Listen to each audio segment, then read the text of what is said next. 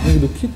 না, আমি দুঃখিত নই। আপনি দুঃখিত নন। আর মনটা বললো সোনার মতো, সোনা জিতনা গলতা है उतना निखर के निकलता है। জ্বলে জ্বলে আরো মানে ক্যারেটটা আরো বাড়ে। সোনা কি জ্বলছে? সোনা জ্বলছে না। আমি confident on my ability. Self অ্যাসুরেন্সটা আমার খুব একটা প্রয়োজন পড়ে না। I am very self assuring positive thinker. একটা ছোট ক্ষুদ্র কর্মী কোথায় কি কাজ করছে, চিফ মিনিস্টারের খেয়ে দিয়ে কাজ নেই, সে দেখছে যে সে কোথায় কি করছে। আমার কাজ না জানা এটাই মানে স্বাভাবিক।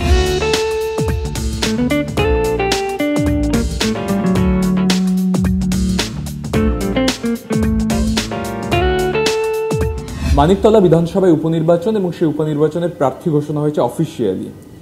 যিনি প্রার্থী হয়েছেন তার মেয়ে শ্রেয়া পান্ডে আমার সঙ্গে এই মুহূর্তে দাঁড়িয়ে। শ্রেয়া, আপনার কাছে আমার প্রথম প্রশ্ন, আপনার মন কেমন আছে? একদম ফ্যান্টাস্টিক, খুবই ভালো।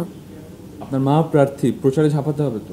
হ্যাঁ, নিশ্চয়ই ঝাঁপাবো। যেভাবে বলবে, যেভাবে আমরা অলরেডি হোর্ডিং ব্যানার যেগুলো আগে থেকে ছিল সেগুলো লাগিয়ে দিয়েছি। দেয়াল রং শুরু হয়ে গেছে এবং অনেক মানে 3 দিন আগে থেকে দেয়াল রং শুরু হয়ে গেছে প্রায়, এবং আমরা আজকে থেকে লিফলেট সব দেওয়া শুরু করতে চাই। আপনার মায়ের সঙ্গে কথা হচ্ছিল কিছুক্ষণ আগে, উনি বললেন যে আপনার মনে যদি কোনো দুঃখ থেকে থাকে সেটা হওয়া অস্বাভাবিক নয়, কারণ আপনার মনটা সোনার মতন, আপনার অ্যাসপিরেশন থাকবে, এটাই স্বাভাবিক। আপনি কি দুঃখিত? না, আমি দুঃখিত নই। আপনি দুঃখিত নন। আর মনটা বললো সোনার মতো, সোনা জিতনা গলতা है उतना निखर के निकलता है। আরেকটা কথা বলেছেন যে আপনি সোনা কিন্তু জ্বলে জ্বলে আরো মানে ক্যারেটটা আরো বাড়ে। সোনা কি জ্বলছে? সোনা জ্বলছে না।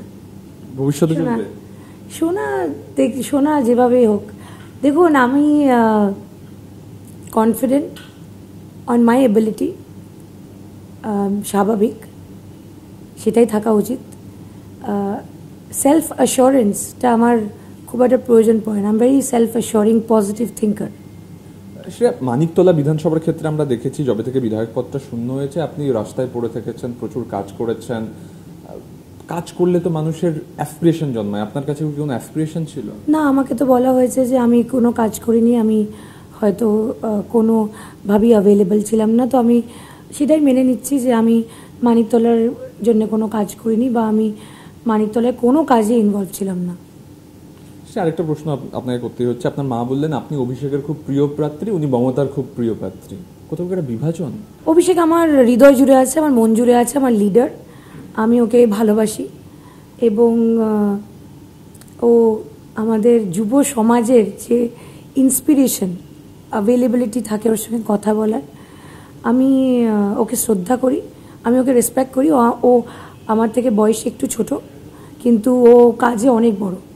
ওর maturity, understanding, focus, dedication, work space, চিন্তাধারা ইজ সো গুড।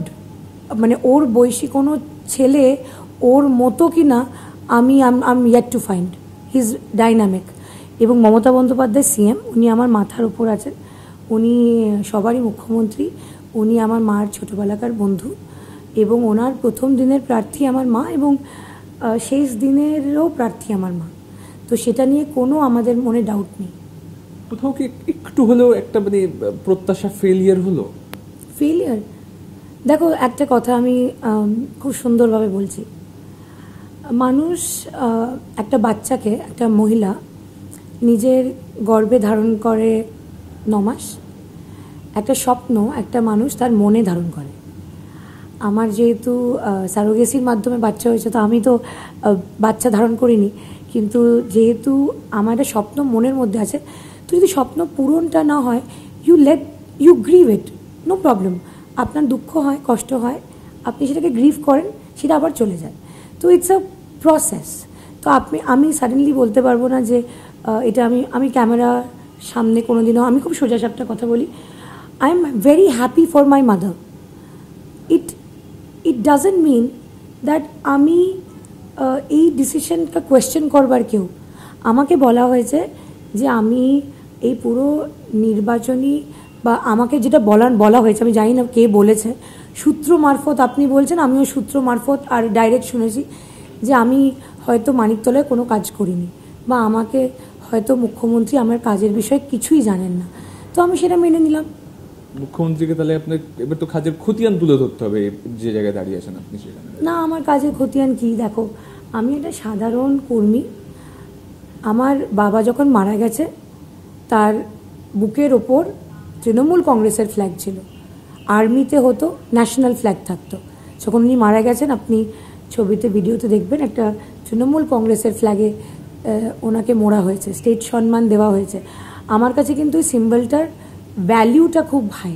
তো আমি আমার বাবা যেভাবে কাজ করেছে আমার বাবাকে ফলো করে সেই কাজটা মমতা বন্দ্যোপাধ্যায় যেমন পথে আমার সঙ্গে তো পার্সোনালি কোনো দিন কাজ নিয়ে আলাপ হয়নি, উনি বলেছেন সুদীপ বন্দ্যোপাধ্যায়ের মারফতে ওনাকে জানাতে। তো উনি যেভাবে আমাকে ইনস্ট্রাকশন দিয়েছেন আমি সেভাবে কাজ করবার চেষ্টা করেছি।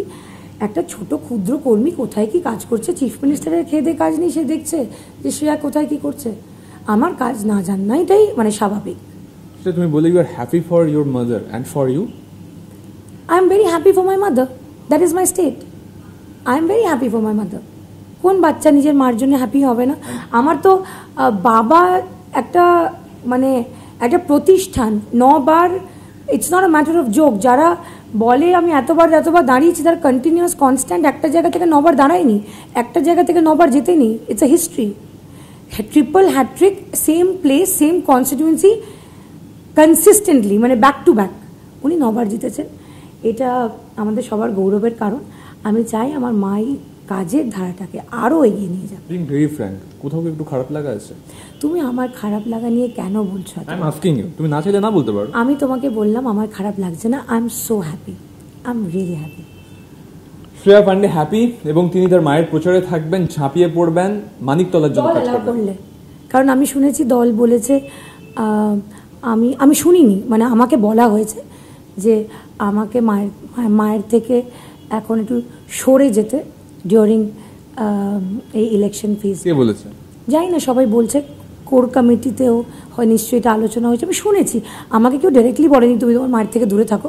মানে নিউজ মাধ্যমে, সংবাদ মাধ্যমে, পত্রিকার মাধ্যমে, সূত্র মারফত, মিডিয়ার মাধ্যমে ম্যাক্সিমাম, কারণ এটা কাগজের হেডলাইন ছিল।